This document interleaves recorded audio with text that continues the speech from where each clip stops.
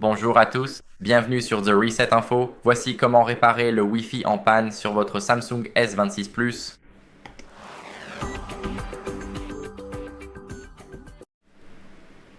Alors, la première chose à faire est de désactiver puis de réactiver le Wi-Fi dans les paramètres. Nous allons donc aller dans les paramètres. Ici, nous allons sélectionner Connexion, puis ce que nous allons faire, c'est désactiver puis réactiver le Wi-Fi. Maintenant, notre Wi-Fi a été désactivé puis réactivé. Ceci est un redémarrage rapide. Ce que nous allons faire ensuite, si nous n'avons toujours pas de connexion, c'est cliquer sur le réseau que nous utilisons actuellement, donc sur l'icône en forme d'engrenage ici, puis nous allons cliquer sur Oublier. Ensuite, bien sûr, nous allons sélectionner le même réseau et ressaisir le mot de passe. Maintenant, nous pouvons cliquer sur Se connecter et comme vous pouvez le voir, nous sommes à nouveau connectés au même réseau. Ce que nous allons faire ensuite, c'est redémarrer le routeur et le téléphone si cela ne fonctionne toujours pas.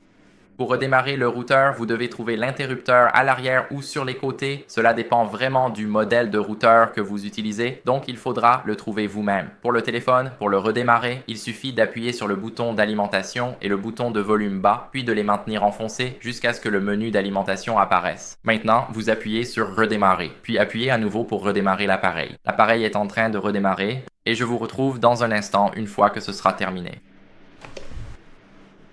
Après le redémarrage, ce que vous pouvez faire en dernier recours, c'est vérifier s'il y a des mises à jour logicielles. Donc on va aller par ici. Maintenant, on va aller dans Paramètres, puis faites défiler vers le bas jusqu'à ce que vous voyez Mise à jour logicielle. Maintenant, nous allons cliquer sur Vérifier les mises à jour et c'est ainsi que nous pouvons facilement voir que mon logiciel est à jour, mais si ce n'est pas le cas pour vous, je vous recommande de le mettre à jour.